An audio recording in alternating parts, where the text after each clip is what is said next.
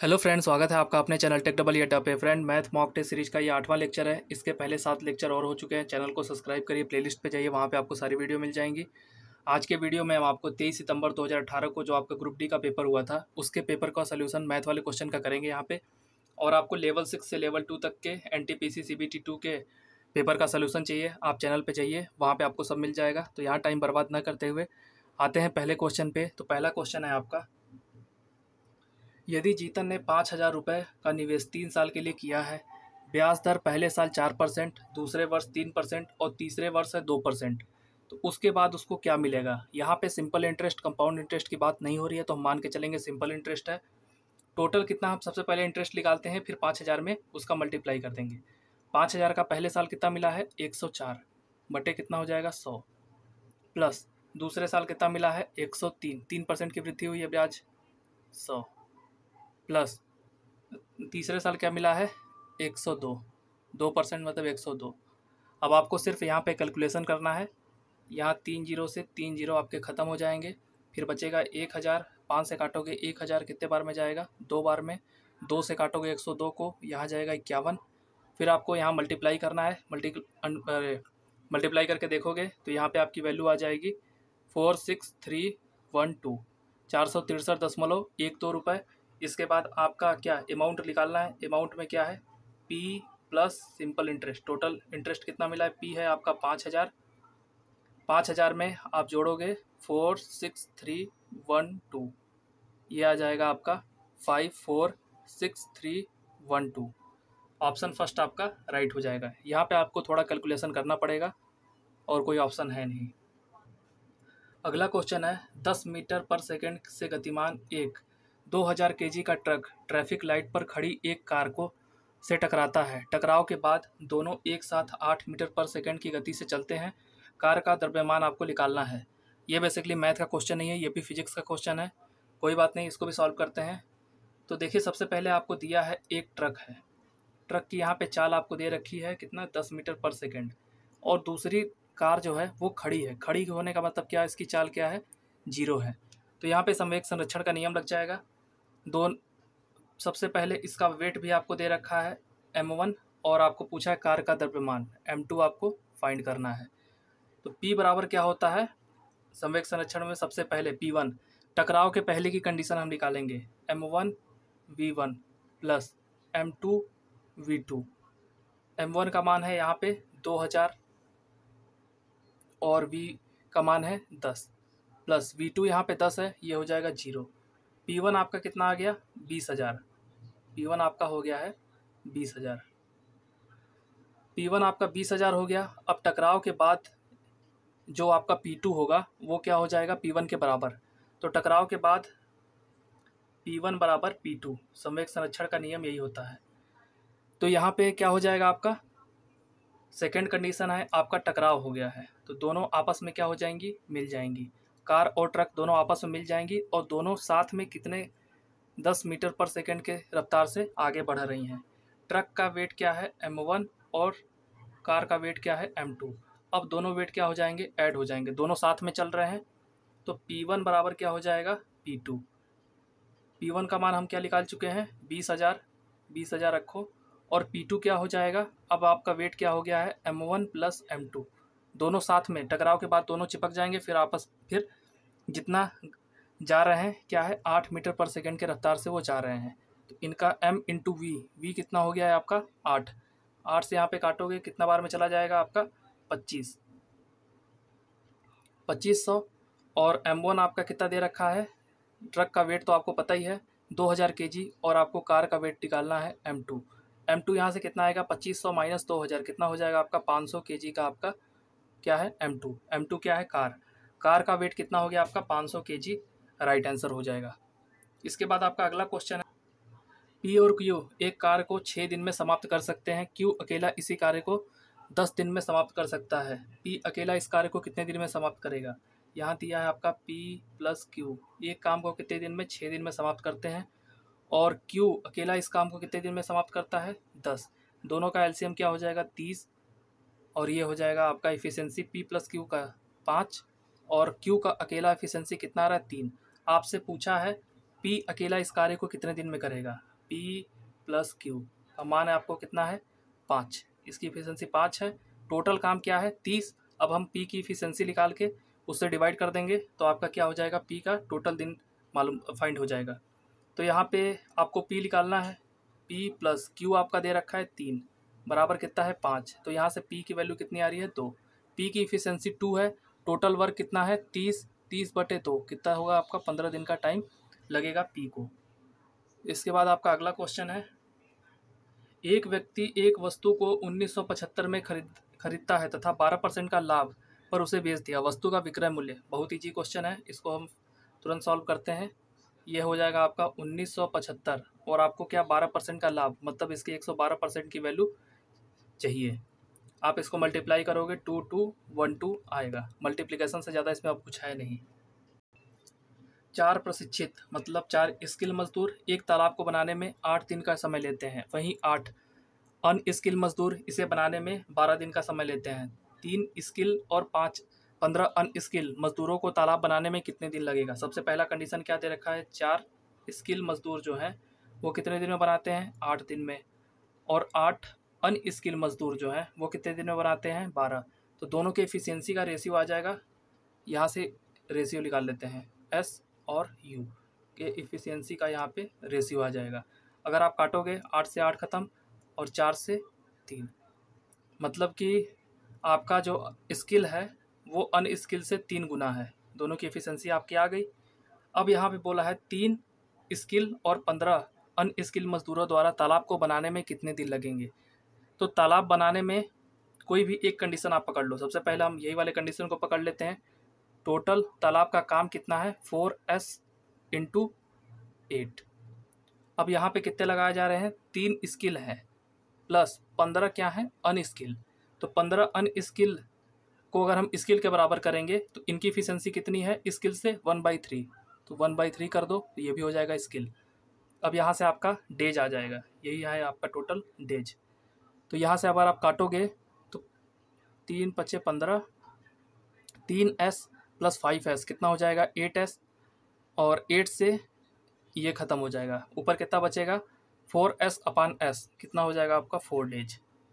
4 आपका right answer हो जाएगा।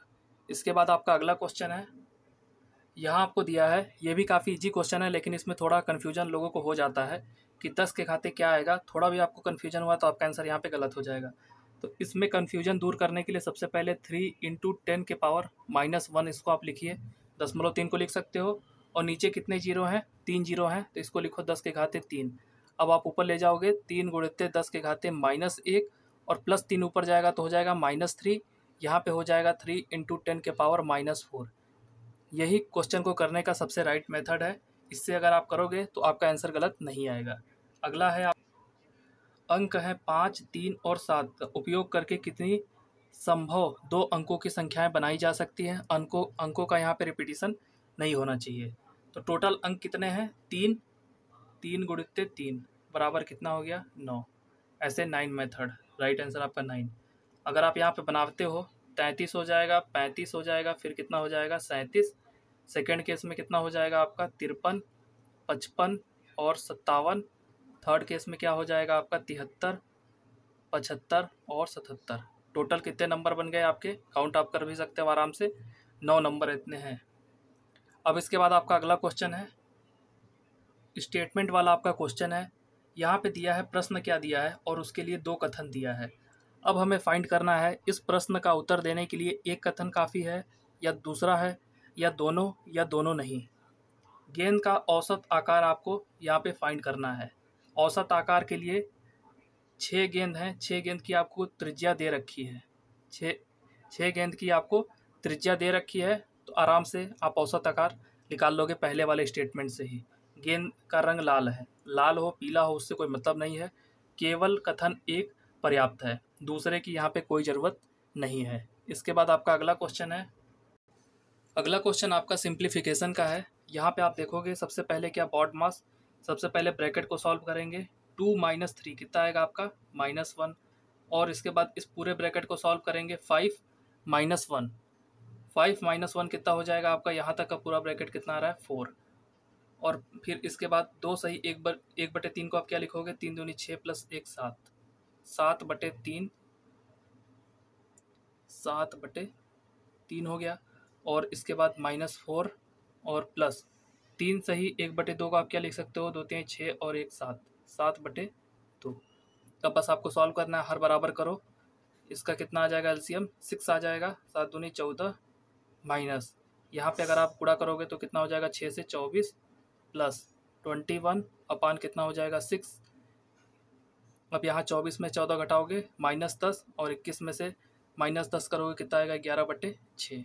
आपका राइट आंसर ऑप्शन 3 हो जाएगा। इसके बाद आपका अगला है, ये क्वेश्चन थोड़ा आपका अच्छा है।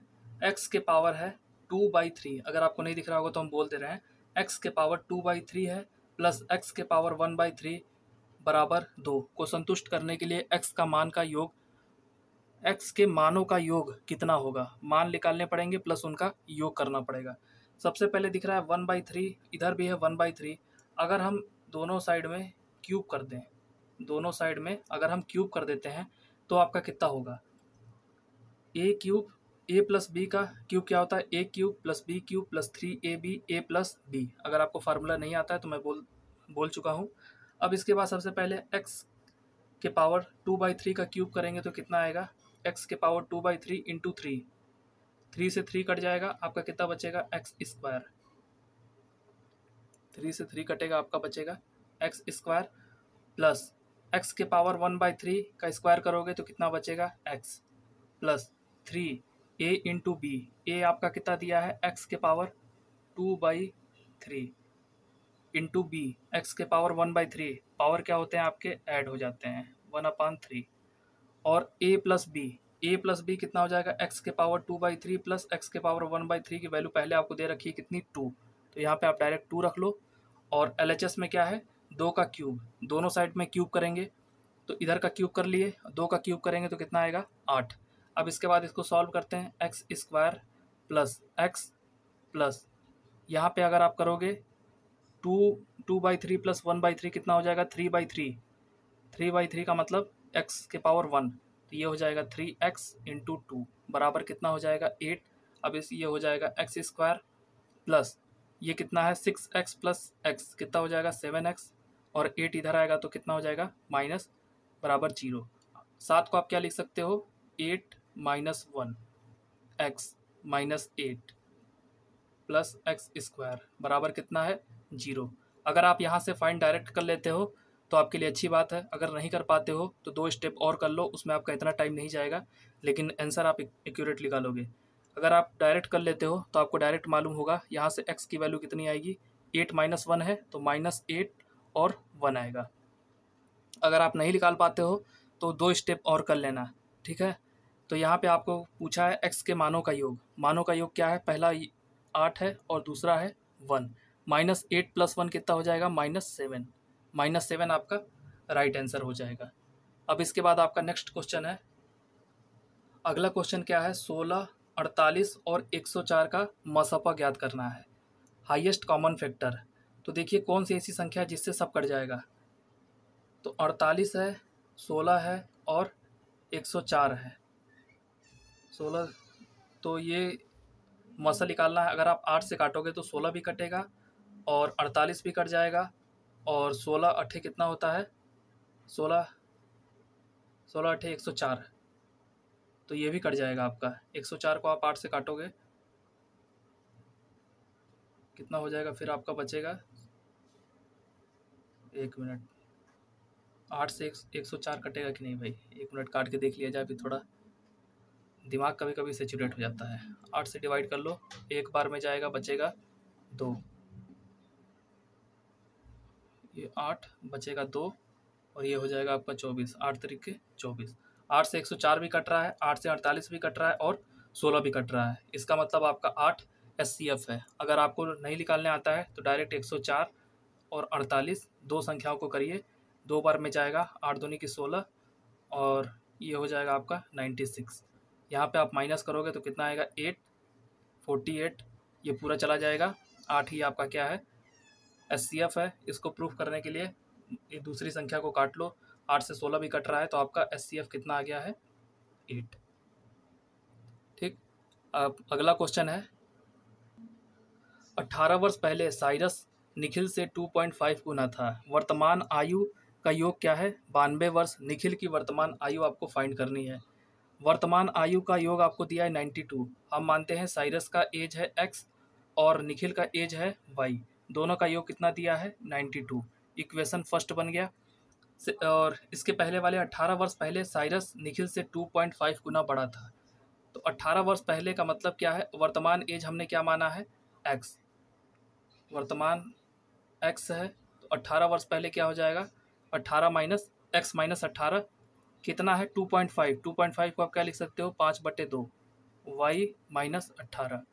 ठीक, यहाँ तक इक्वेशन समझ में आ गया। इसी वाले को हमने इक्वेशन के रूप में लिखा है। अब यह इसको सॉल्व करोगे तो इधर 2 लाओ, यहाँ पे कितना हो जाएगा? 2x 18 दूनी कितना होता है? 36 बराबर हो जाएगा 5y माइनस 90। अब यहाँ पे 2x माइनस 5y बराबर कितना हो जाएगा? 90 माइनस 36 कितना हो जाएगा? माइनस 90 प्लस 36 कितना हो जाएगा? माइनस 54। ये इक्वेशन आपका आ गया 2। अब आपको फाइंड क्या करना है? निखिल। तो निखिल को हमने क्या माना है? y। तो y की वैल्यू फाइंड करने के लिए हम x को काटेंगे यहाँ पहले इक्वेशन में 2 से गुणा करके, फिर अब आप सॉल्व करो। तो पहले इक्वेशन में 2 से गुणा करोगे तो 2x से 2x कट जाएगा, यहाँ पे हो जाएगा प्लस, यहाँ भी हो जाएगा प्लस। 2y प्लस 5y कितना हो जाएगा आपका? 7y। और 92 इंटू 2 कितना हो जाएगा आपका? 4, 184, 184 प्लस 54, ये आपकी वैल्यू कितनी हो जाएगी? 823। ये वैल्यू हो जाएगी आपकी 238। तो यहाँ से 7 से काटोगे तो ये कितने बार में जाएगा? 7 त्रिके 21 और 7 चौक 28। तो निखिल की आयु क्या है? y बराबर क्या? y हमने माना था वर्तमान आयु, वर्तमान आयु आपसे पूछा है, y का मान कितना है? 34 ईयर। अब इसके बाद आपका नेक्स्ट क्वेश्चन है, अगला क्वेश्चन है, इसमें भी अच्छा कॉन्सेप्ट है, इसको हम पूरा आपको डिटेल से एक्सप्लेन करेंगे। दो समीकरण आपको दिया गया है, 14x प्लस 8y प्लस 5 बराबर 0, 21x माइनस ky माइनस 7 बराबर 0 का कोई हल संभव नहीं है। तो k का मान आपको यहाँ से फाइंड करना है। दो रेखाएं हैं, उनका कभी कोई मान संभव नहीं होगा जब दोनों क्या होंगी? समांतर। रेल की पटरी होती हैं, वो कभी आपस में क्रॉस नहीं करेंगी, इसलिए उनका कोई भी फाइंड आप नहीं निकाल सकते हो मान। तो इसी तरह से दो रेखाएं हैं, रेखाओं का फार्मूला क्या होता है? y बराबर mx प्लस सी। इतना तो आपको पता ही होगा, mx प्लस सी होता है, mx प्लस सी। सी होता है आपका कांस्टेंट, m क्या होता है? स्लोप होता है, जिसको हिंदी में आप क्या कहोगे? झुकाव। m जो होता है आपका स्लोप होता है, जिसको हिंदी में झुकाव कहा जाता है। तो ये इसका m1 और इसका m2। m1 बराबर अगर m2, दो लाइन है, दोनों का अगर झुकाव बराबर हो जाता है, मतलब वो रेखा क्या है? समांतर है। उस केस में वो कभी भी आपस में कट नहीं करेगी और उनका वैल्यू जो है कोई भी हल नहीं होगा, कोई संभव हल नहीं होगा। तो सबसे पहले m कैसे फाइंड करोगे? ये पूरा इक्वेशन है, y बराबर mx प्लस सी। अब इसको y बराबर mx प्लस सी के फॉर्म में लाते हैं तो 8y बराबर कितना हो जाएगा? Minus 14x minus 5। ठीक, अब यहाँ पे y बराबर कितना हो जाएगा? Minus 14/8 x minus 5/8। ये इक्वेशन आपका बन जाएगा। तो यहाँ से m की वैल्यू कितनी आ जाएगी? माइनस 14/8। m की वैल्यू हो जाएगी यहाँ से माइनस 14/8। अब पूरा एक्सप्लेन कर दिया आपको। अब इसके बाद क्वेश्चन को सॉल्व करते हैं। तो देखिए पहला इक्वेशन क्या है? 14x प्लस 8y प्लस 5 बराबर 0। अब यहाँ से इसका m1 कितना आ रहा है? अभी हमने आपको बताया था x को उस साइड ले जाएंगे तो 14x उधर जाएगा तो क्या हो जाएगा? माइनस और माइनस 5, और फिर इसके बाद y का कॉफिशिएंट 1 बनाने के लिए हम 8 से डिवाइड कर देंगे। तो m1 बराबर कितना आ गया? माइनस 14/8। उसी तरह से m2 फाइंड करेंगे। इस कंडीशन में क्या है? y है, y को इधर ले जाते हैं, ये कितना बचेगा? 21 माइनस 7, तो 21, और इसके बाद y का कॉफिशिएंट 1 बनाने के लिए k है उसके साथ, तो k का डिवाइड कर देंगे, k से हमने डिवाइड कर दिया। अब इसके बाद दोनों कोई हल संभव नहीं है, मतलब कि दोनों का जो स्लोप है, झुकाव जो है वो बराबर है। तो m1 बराबर m2, मतलब कितना हो जाएगा? माइनस 14/8 बराबर कितना हो जाएगा? 21/k।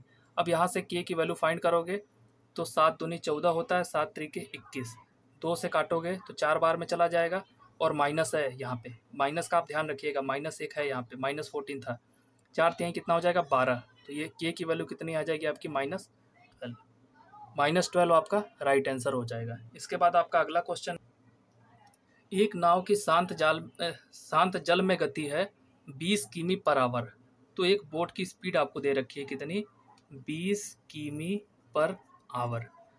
यदि नाव धारा के विपरीत दिशा में 20 किमी की दूरी 4 घंटे में तय करती है, तो धारा की गति आपको बतानी है। धारा की विपरीत दिशा में कोई भी एक धारा है, उसमें एक नाव है, ठीक है, तो धारा के विपरीत दिशा में अगर वो चल रही है, धारा के विपरीत दिशा में अगर चल रही है, तो दोनों का जो स्पीड होता है वो क्या होता है, माइनस होता है।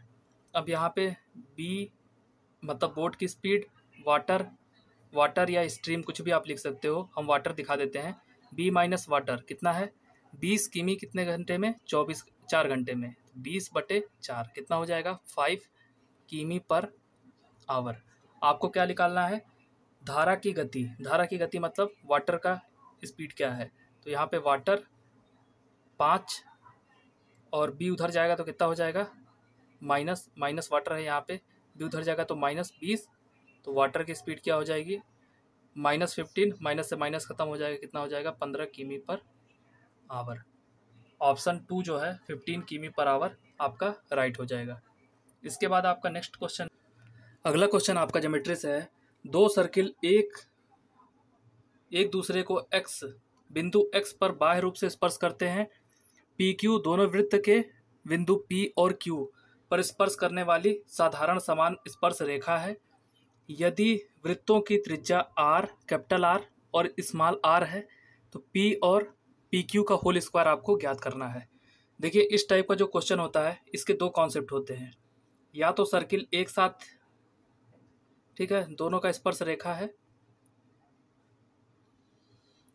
ठीक है, दोनों का स्पर्श रेखा क्या है, ये है आपका पी क्यू स्पर्श रेखा है, और इसकी रेडियस आप मान लो कैपिटल R है, और छोटे वाले की रेडियस मान लो स्मॉल r है।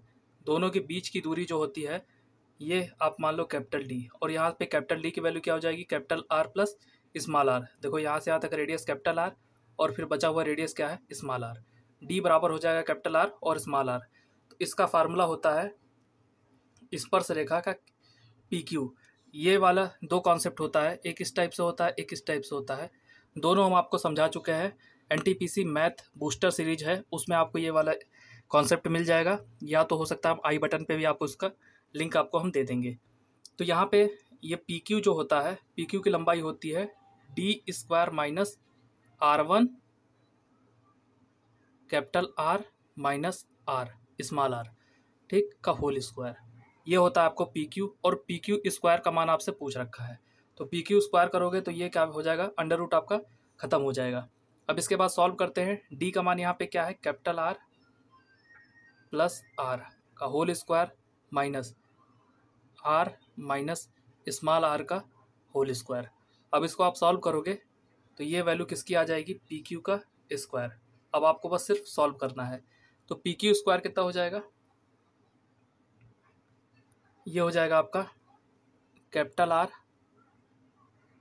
प्लस स्मॉल r का square minus capital R minus small r का स्क्वायर।